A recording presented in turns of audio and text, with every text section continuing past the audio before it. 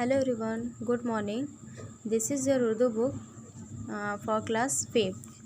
Student, today we will start chapter 3. सच्चे दोस्त. सच्चे दोस्त. पेड़ हमारे सच्चे और अच्छे दोस्त हैं। वो हमें हर तरह के फल और सांस लेने के लिए ऑक्सीजन देते हैं। यहाँ पे बातचीत चल रही है टीचर और स्टूडेंट में, मीन्स टीचर और तालिबे इल्म। टीचर: रज़ा, क्या तुम्हारा कोई दोस्त? अगर हो तो बोलो। तालिबे इल्म: हाँ सर, मेरा एक बहुत सच्चा दोस्त है जिसे मैं बहुत चाहता हूँ। टीचर: अच्छा, तो उसका नाम क्या है? तालिबे इल्म: मेरे दोस्त का नाम सादिक है। टीचर: अच्छा रज़ा, ये बताओ कि तुमने सादिक को अपना दोस्त क्यों बनाया?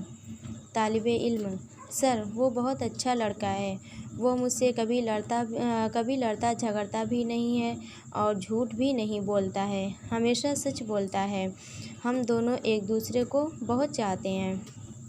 टीचर: अच्छा रज़ा, ये बताओ कि वो कौन है जो सब इंसानों का दोस्त है, अपनी पैदा की हुई बढ़िया चीज़ें हमें खिलाता है और माहौल को भी साफ़ रखने में उसकी बहुत बड़ी ज़रूरत है। तालिबे इल्म: सर, ऐसा कौन है? मेरी समझ में तो नहीं आता। टीचर: देखो रज़ा, गौर से सुनो। पेड़ पौधे हमारे ऐसे ही दोस्त हैं जो हमें कभी नुकसान नहीं पहुंचाते।